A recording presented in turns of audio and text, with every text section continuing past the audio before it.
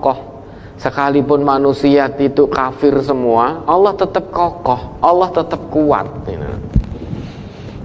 Sekalipun manusia itu iman, tetap tidak mengurangi kekuatan Allah. Semua manusia kafir itu Allah tidak akan menjadi lemah, tidak akan begitu. Allah selamanya tetap kokoh, tetap kuat, tetap maha pemberi rezeki. Nah, kita sebagai makhluk butuh rezeki dari Allah, bukan Allah butuh rezeki dari makhluknya. Maka mari kita jalani kehidupan ini, karena yang punya rezeki itu Allah. Kita tidak akan dapat apapun kalau Allah tidak anugerahkan pada kita.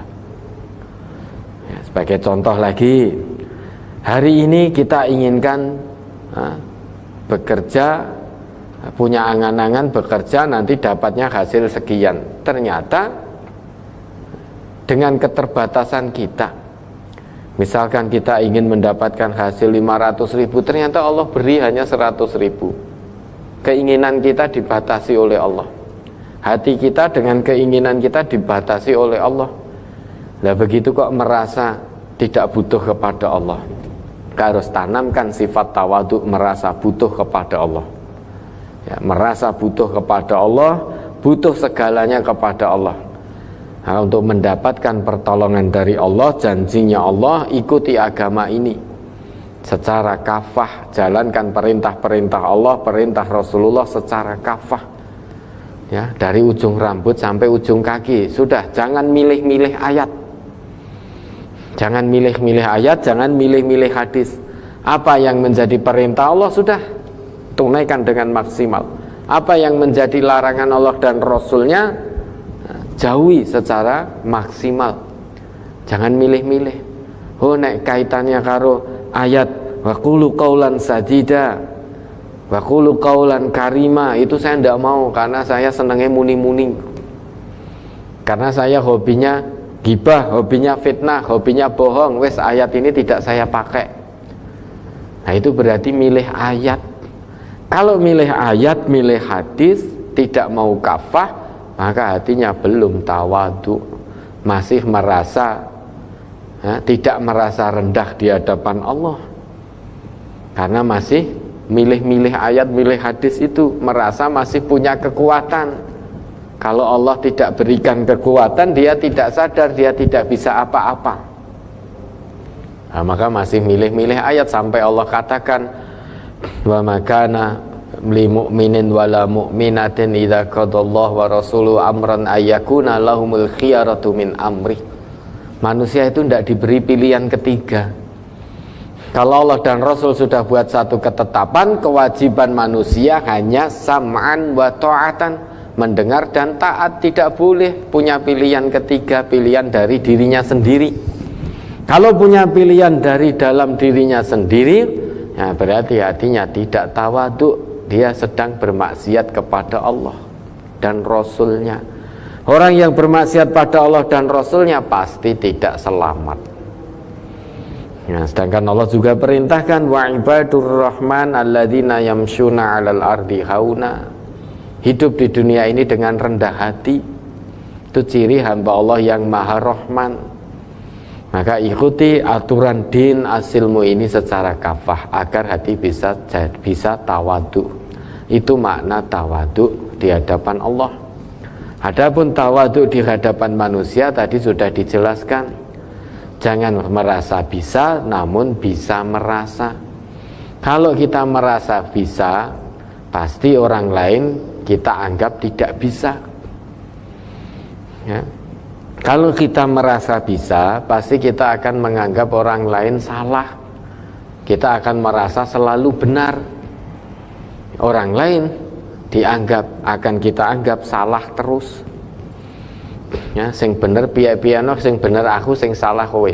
Wes ngantek dina kiamat mergo aku wong sugih, karena saya orang kaya, saya orang punya status sosial yang tinggi, maka saya selamanya benar.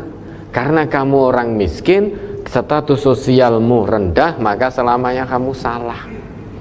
Itu kalau kita merasa bisa.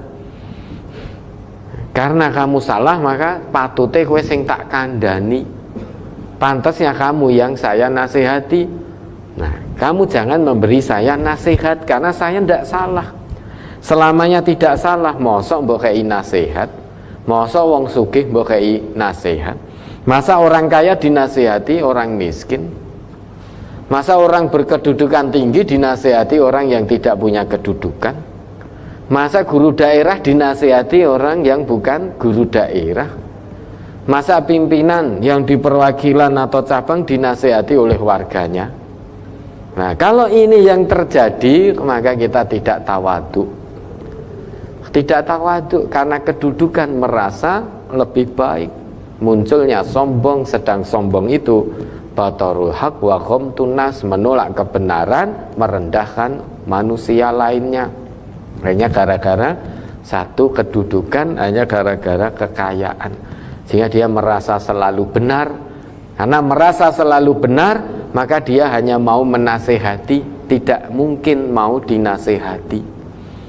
Karena merasa kaya, dia tidak mau dinasehati orang miskin, hanya mau menasehati. Dia hanya akan mau dinasehati oleh orang yang lebih kaya daripada dirinya. Dia hanya akan mau dinasehati orang yang lebih tinggi kedudukannya daripada dirinya. Dan itu pun belum tentu mau dinasehati. Ya, diberikan nasihat oleh orang yang lebih, yang di atasnya, belum tentu juga menerima. Dia diam karena takut, karena orang yang memberikan nasihat lebih kaya, lebih berkedudukan. Ketika yang memberi nasihat orang di bawahnya, baru satu kata nasihat, orang yang kaya tadi, yang tidak mau dinasihati orang yang di bawahnya, yang memberi nasihat baru satu kata, dia sudah muni-muni berkata-kata. Itu yang terjadi. Nah, ini semuanya masalahnya, muaranya ada di hati. Maka Quran itu pertama kali diturunkan oleh Allah, dan Nabi diutus pertama kali untuk menyapa manusia, yaitu menyapa hatinya. Menyapa hatinya, menyapa fitrahnya. Ya, sebelum yang lain-lain yang diturunkan oleh Allah, Quran ini Nabi diutus itu menyapa hati manusia, menyadarkan hati manusia dari kesombongan, keangkuhan. Karena orang sombong itu bukan ciri orang yang punya akhlak mulia. Sedang Rasul diutus ke muka bumi oleh Allah, menurut pengakuan Rasulullah, innama bu'istu liutammima makarimal akhlak. Sesungguhnya aku diutus oleh Allah ini, tujuan utamanya adalah untuk menyempurnakan akhlak yang mulia. Sedangkan tawadhu itu salah satu sikap atau bagian dari akhlak yang mulia.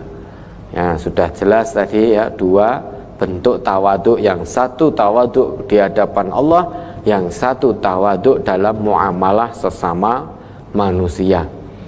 Bagaimana kita harus bersikap? Tawadhu itu sikap, nama sikapnya ma'ruf, salah satu dari sikap yang baik itu